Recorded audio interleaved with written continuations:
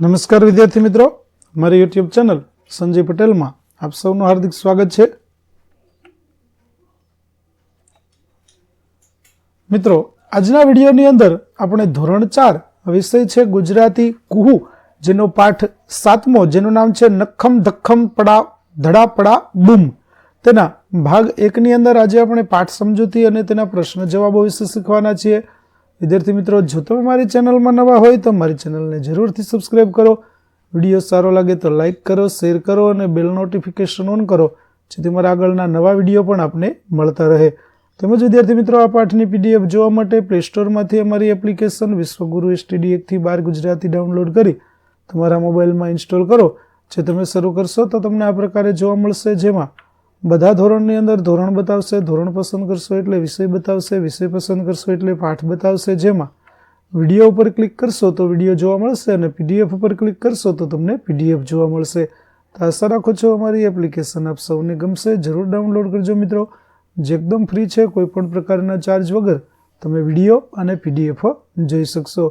તો ચાલો મિત્રો, હવે આપણે શરૂ કરીએ પાઠ 7મો, ભાગ 1. ચાલો ગાઈએ ગીતડું. પાઠનું નામ છે નખમ ધખમ ધડા પડા બૂમ. વિદ્યાર્થી મિત્રો, સૌપ્રથમ અહીં આપણને એક સરસ મજાનું ગીત આપવામાં આવ્યું છે, જેમાં અંતર મંતર જંતર હું જાણું છું એક મંતર. તો જેમ જાદુગર પોતાના ખેલ બતાવે ત્યારે આ પ્રકારે બોલે, તેમ અહીં આપણને સરસ મજાનું ગીત આપવામાં આવ્યું છે.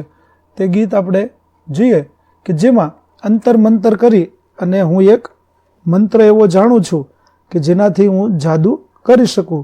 શું થઈ શકે તેનાથી? તો તને ચકલી બનાવી દઉં, તને કાગડો બનાવી દઉં.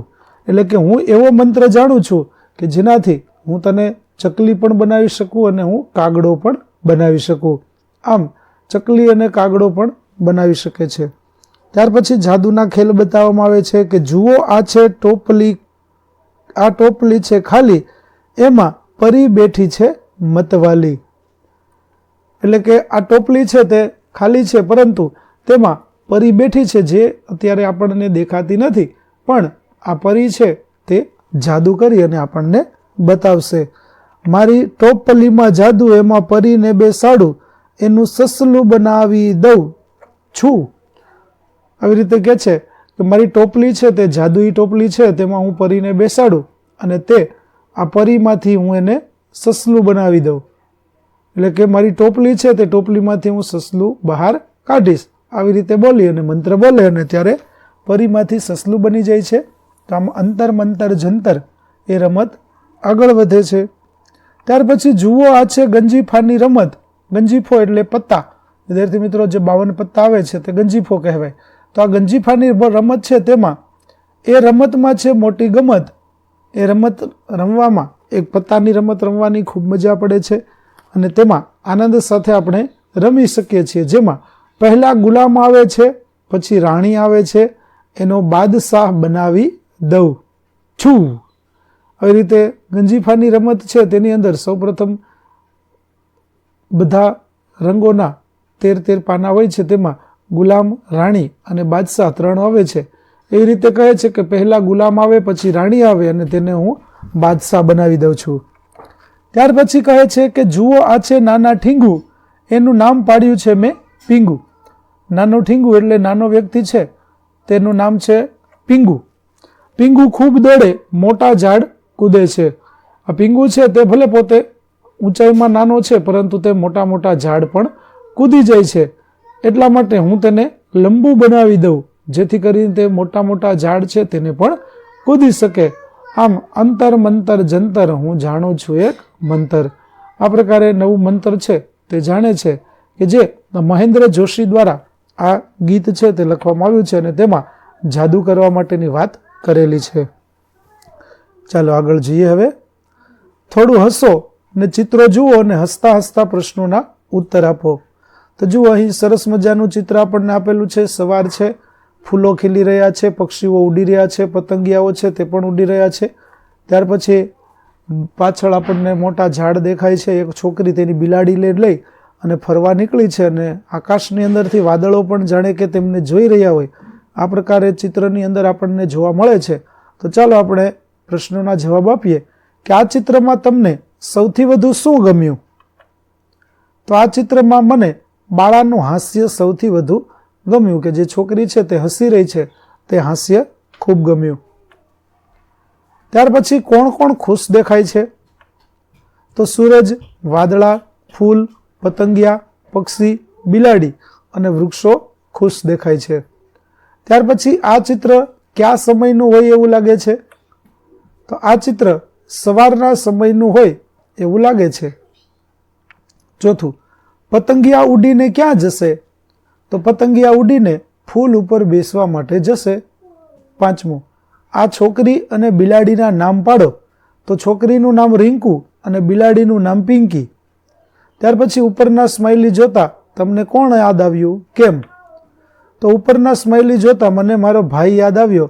તે નકામા કાગળોમાં આવા બધા સ્માઇલી દોર્યા કરે છે. ત્યાર પછી તમને નવા નવા વેશ ભજવવા ગમે? અહીં કોણે કયો વેશ ભજવ્યો તે સાંભળો, ગાઓ, સમજો અને ભજવો. બમ બમ ભોલા. તો વિદ્યાર્થી મિત્રો, અહીં આપણને એક સરસ મજાનું ગીત આપવામાં આવ્યું છે. ચાલો આપણે તે ગીત જઈએ કે બા બેઠી તી રસોઈ કરવા, લઈને પળનો લાવો, જટા બનાવી ભભૂત લગાવી, બચું બન્યો તો બાવો. તો બા છે તે રસોઈ કરવાના કામમાં વ્યસ્ત હતી અને એ સમયનો લાભ લઈ, એ તકનો લાભ લઈ અને બચુએ જટા એટલે કે માથા ઉપર લાંબા વાળ, શરીર ઉપર ભભૂત લગાવી અને બચું બાવાનો વેશ, સાધુનો વેશ ધારણ કરે છે અને આવે છે. બમ બમ બોલા, બમ બમ ભોલા, અલખ નિરંજન, હું છું ખાખી બાવો, ભિક્ષા માટે આવ્યો મૈયા, ચપટી આટો લાવો, રસોઈ એવી કશી ખપેના, નહીં મીઠાઈ માવો. ત્યારે બાવો છે તે વારંવાર બોલે છે કે બમ બમ ભોલા, અલખ નિરંજન, આવી રીતે હું તો ખાખી બાવો છું અને ભિક્ષા માગવા માટે મૈયા, હે માતા, હું ભિક્ષા માગવા માટે તમારી પાસે આવ્યો છું. મને ચપટી આટો, આટો એટલે લોટ, મને લોટ આપો. હું રસોઈ એવી કશી ન ખપે, મારે રસોઈ કંઈ જોતી નથી, કે મારે મીઠાઈ કે માવા એટલે કે કોઈ પણ પ્રકારની મીઠાઈ પણ હું લેતો નથી. વૈરાગીને ભોજન સાધુ, ખીચડી આટો લાવો. હું તો વૈરાગી સાધુ છું અને મારે તો સાદું જ ભોજન જમવું હોય છે, માટે ખીચડી છે તે તમે મને આપો.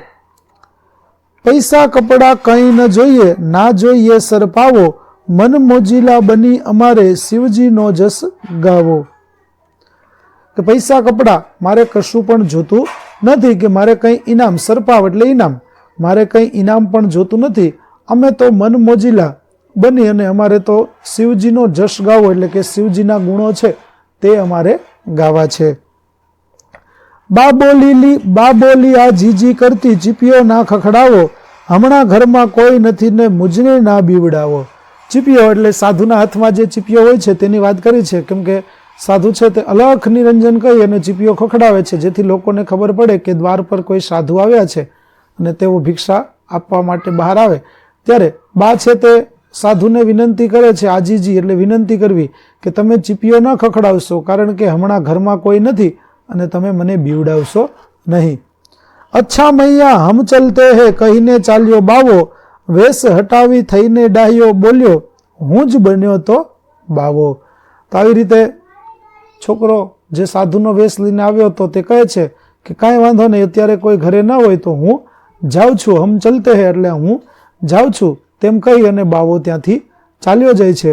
પછી પોતે જે સાધુનો વેશ ધારણ કર્યો હતો તે વેશ હટાવી, તે કપડાઓ બદલાવી અને ત્યારે છોકરો પોતે કહે છે કે હું જ બન્યો હતો બાવો, એટલે કે બચ્ચું તે પોતે હતો તે જ બાવો બન્યો હતો, તે તેની માતાને કહે છે.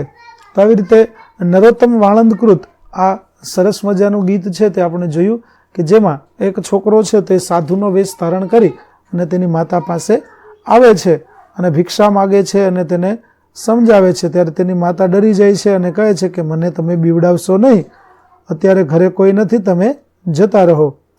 તો આમ વિદ્યાર્થી મિત્રો, અહીં આપણું પાઠ 7 નો ભાગ 1 છે તે પૂરો થાય છે. આગળના ભાગનો વિડીયો મેળવવા માટે મારી ચેનલને જરૂરથી સબસ્ક્રાઈબ કરો તેમજ PDF જોવા માટે પ્લે સ્ટોરમાંથી અમારી એપ્લિકેશન વિશ્વગુરુ STD 1 થી 12 ગુજરાતી ડાઉનલોડ કરો, જેમાં આપને ધોરણ 4 તમામ વિષયના સ્વાધ્યાય સોલ્યુશન, સ્વાધ્યાય પોથી સોલ્યુશનના વિડીયો અને PDF મળી રહેશે, જે એકદમ ફ્રી છે. કોઈપણ પ્રકારના ચાર્જ વગર તમે વિડીયો અને PDF જોઈ શકશો. તો આશા રાખું છું અમારી એપ્લિકેશન આપ સૌને ગમશે. જરૂર ડાઉનલોડ કરજો. ફરી મળીશું નવા વિડીયો સાથે. ત્યાં સુધી આવજો.